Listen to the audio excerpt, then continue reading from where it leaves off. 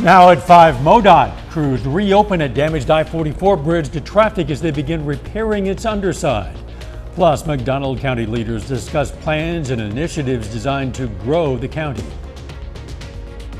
The Attorney General makes his first public remarks after that historic court hearing here in Miami. I'm Christian Benavides with what former President Donald Trump is telling his supporters. The 4 states' most watched news starts now. A damaged bridge on I-44 near Joplin is back open to traffic after MoDOT engineers deemed it structurally sound. This is KOAM News at 5. I'm Dow Quick. While the bridge itself is open, the cloverleaf of ramps leading onto and off of I-44 by the bridge are closed. The bridge was damaged yesterday when an oversized crane went under it and State Highway 59 and struck the bridge's girders. The girders and concrete surrounding them were damaged, but MoDOT engineers last night determined the bridge to be structurally sound and safe. However, they are repairing it. But on eastbound, we had to shift them, closer to where those weaving lanes are, in the 1-lane configuration right now. And we just did not feel that it would be safe, to keep having the weaving movements when we had, and have eastbound down to a 1-lane, traffic closer to those weave lanes. So the ramp cloverleaf is closed to protect workers while they complete those repairs. McDonald County, Missouri leaders came together today to discuss the future of the county. The county's Chamber of Commerce hosted its inaugural State of the County Vision 2030 luncheon. Featured several speakers, including mayors, county commissioners, state representatives, and the Crowder College president. They discussed opportunities and initiatives to help the county grow. It's centered around schools, centered around roads, centered around a lot of things. Ironically, I'm going to mention the things we didn't talk a lot about is, how do we sell this to the outside world? How do we promote and brand McDonald County to the surrounding communities, the region, so forth. The Chamber hopes to make the State of the County luncheons a yearly event. Pittsburgh Community Theater is hosting their annual Junior Stars Summer Camp.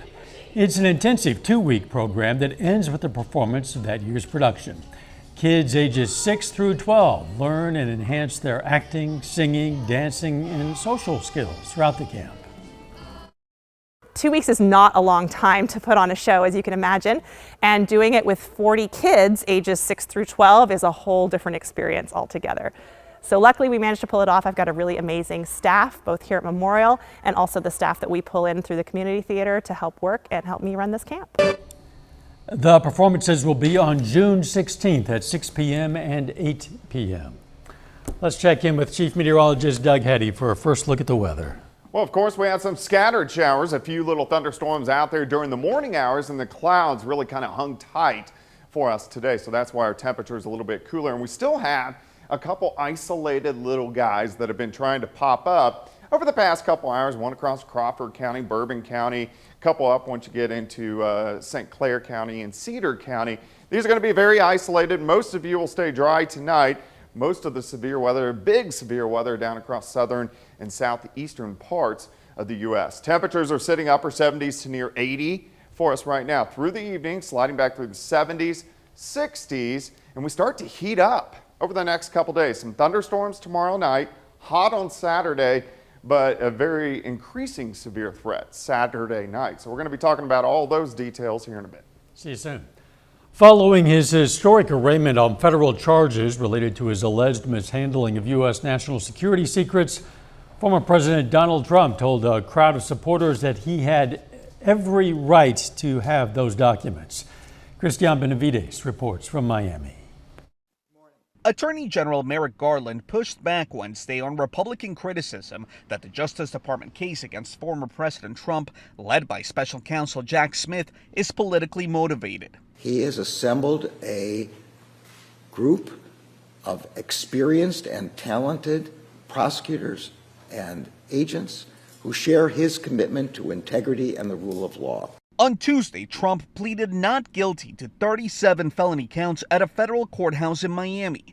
Afterwards, he went after the Justice Department and Smith. He's a raging and uncontrolled Trump hater. Trump is accused of allegedly retaining classified documents illegally and trying to hide them from Justice Department investigators after receiving a subpoena. He suggested outgoing presidents can take any records they want. Under the Presidential Records Act, which is civil, not criminal, I had every right to have these documents. Legal experts tell CBS News the Presidential Records Act draws a distinction between personal and presidential records, requiring all official records to be turned over. Fellow GOP presidential hopefuls reacted to the indictment. I can't defend what is alleged, but the former president has a right to his day in court. I don't think that most Republicans support the conduct that's detailed in that indictment. If Trump wins back the White House, he promised to appoint a special prosecutor to go after President Biden and his family. Christian Benavides, CBS News, Miami. The judge says Trump is now barred from talking to Walt Nauta, his co-defendant and aide, about the case, and he was told to not engage with potential witnesses. Since many of those witnesses work for Trump, enforcing that order might be difficult. Still ahead, the Federal Reserve is changing its strategy. A major decision from the Federal Reserve. I'm Natalie Brand, and I'll tell you how it could affect people looking to buy a home or a car. And next in Health Watch, it's World Blood Donor Day. We'll see how it's being recognized around the globe and right here in the 4 states. Topping today's Health Watch, today is World Blood Donor Day. The international event raises awareness of the need for safe blood. It also serves to thank voluntary unpaid blood donors. In Southwest Missouri, Southeast Kansas, and Northwest Arkansas, more than 40 hospitals depend exclusively on the Community Blood Center of the Ozarks for blood and blood products. It takes around 200 blood donations every day to meet the needs of the patients in the area. In 2022, almost 30,000 blood donors helped the cause. We know locally we need blood every day, especially during the summer. Summertime is a challenging time for us with everyone traveling and vacationing, but the need for blood continues on. People who've been in accidents or having surgeries or anything like that, they're needing blood, and by doing that, you're helping them out. Just one donation can help as many as 3 different patients. To learn how to support the cause, go to KOAMnewsnow.com. A new high-tech experience could help increase the number of blood donors globally. Reporter Bradley Blackburn explains. Every year for his birthday, Partid Patel takes time to give to others by donating blood. It's a small thing that I can do for someone else. The 25-year-old has been giving for years. Let me see both of your arms. But he's never made a donation quite like this. I'm seeing an orb, and it's talking to me right now. The New York Blood Center is the first in the country letting donors don high-tech mixed reality glasses to transport them to a virtual Zen garden they control with their eyes while their arms stay still. It's a garden that I'm looking at. Is it relaxing? Yep, it is relaxing. Healthcare company Abbott designed the experience to help calm first-time donors and hopefully bring in young people. Nationwide, since the pandemic, high school and college-age donors are down by half. So we're hoping they're going to come back. And hopefully when they start hearing about the mixed reality, they're going to want to come in and try it.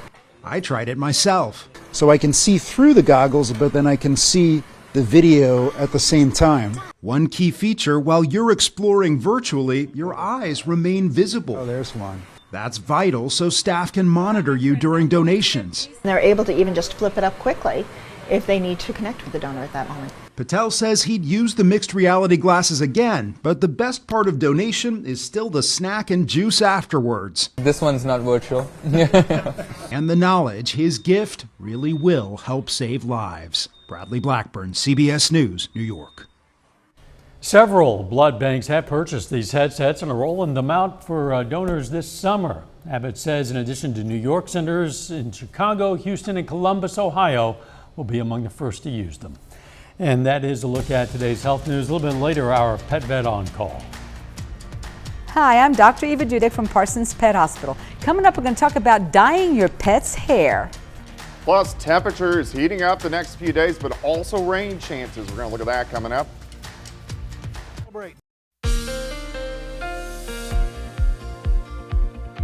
Well, we had a lot of clouds outside for us today as we started the day with some scattered showers and thunderstorms across the region. Clouds kind of stuck most of the day, so it's been mostly cloudy. We're getting some sunshine out there right now, and that's helping our temperatures warm up a little bit more than what we've been most of the day. We've been kind of sitting into the 70s, but it looks pretty good. And this is a nice shot of Indigo Sky Casino and Resort. We still have a little bit of smoke out there from the wildfires in parts of Canada, so still we're having a little bit hazy sunsets and sunrises, and we're going to see that again over the next couple days as we still have a little bit of smoke in the atmosphere. All right, temps 77 in Carthage, 81 Anderson, 79 Chautauqua, Veneta sitting at 83, it's 77 in Fort Scott. 7th and Rangeline looks pretty good, 79 westerly winds at about 5 to 10 miles per hour. As we work through the evening, we'll slide back through the 70s, 60s, eventually very comfortable again tonight. We drop back to about 62 for an overnight low. There have been a couple little isolated guys that have popped up over the past couple hours. You can see a couple small guys, one to the west of Fort Scott, one near Girard, one north of Nevada, so very hit and miss. These will be out there for the next couple hours, but the big severe weather has been down across the southern and southeastern parts of the U.S. where they've had numerous tornadoes, big storms with a lot of hail. And you can see this weak little wave which is rotating through. That gave us the rain this morning.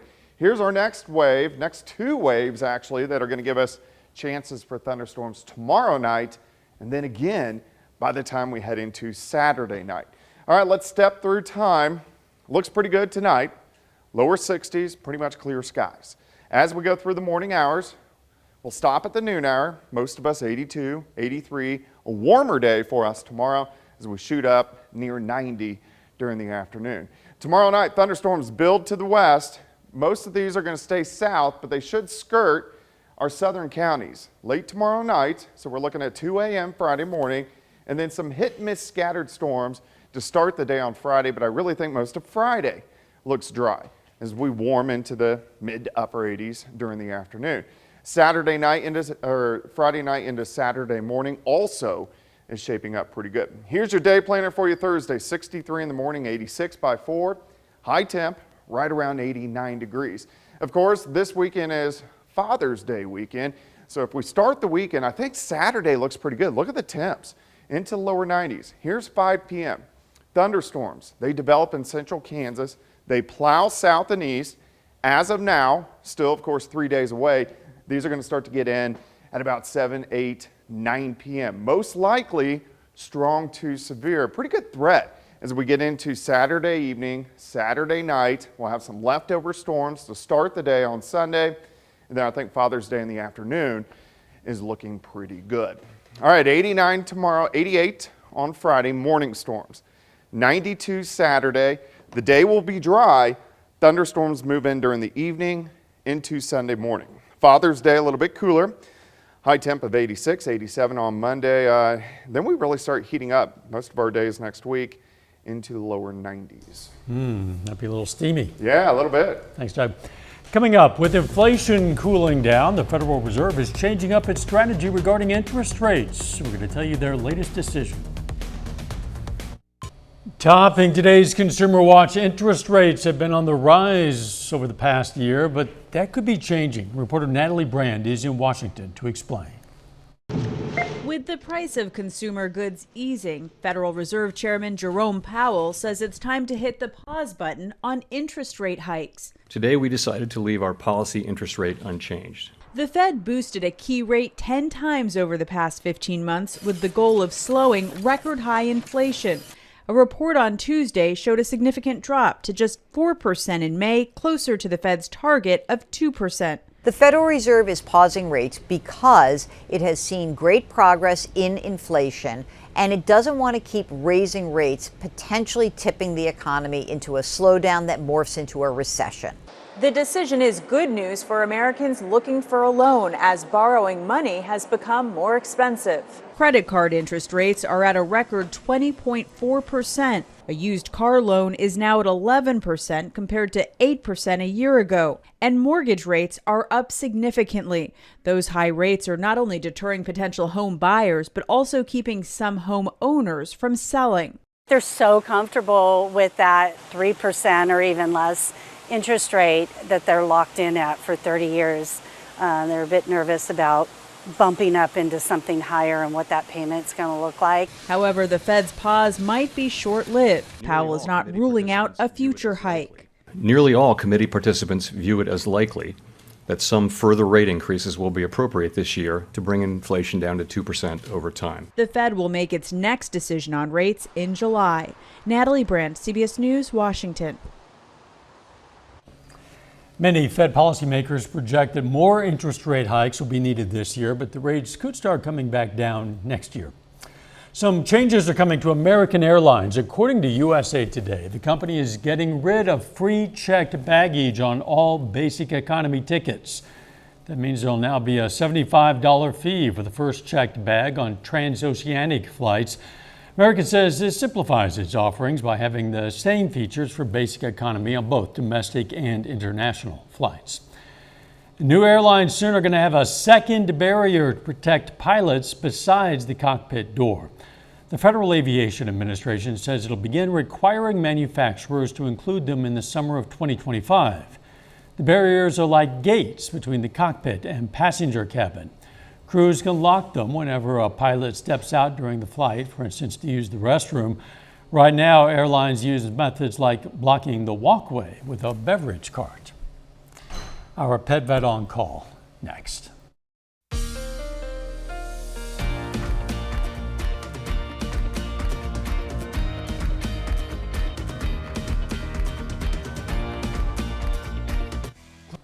Up next on the CBS Evening News, as electric vehicles become more common, a look at the best at-home chargers and charging habits. Then on KOAM News at 6, Jasper County authorities arrest a man wanted by several area law enforcement agencies. Plus, we're going to learn about a push in Missouri to turn the state's elections into a ranked choice voting system. And more than a dozen Southwest Missouri high school baseball players earn All-American honors.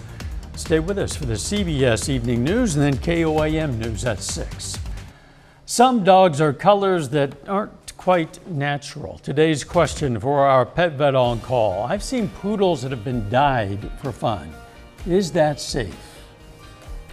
Yeah, for the most part it is. It's no different than the dyes people put in their hair. But with animals, you got to make sure that their skin barrier is healthy so that those dyes don't soak into their skin and cause an irritation. You also want to make sure that your dog doesn't have, or pet, doesn't have any allergies where they're licking and eating and chewing their fur and ingesting these dyes, because that would not be good. I have seen some crazy patterns at expos and conventions that are really quite cute, I think. But you also want to consider that some people, some municipalities, even some states consider that animal abuse. So you want to check on that before you go showing off your zebra or your rainbow.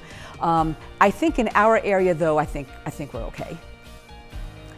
We invite questions from anyone. If you have a question, you just send it to petvet@koamtv.com.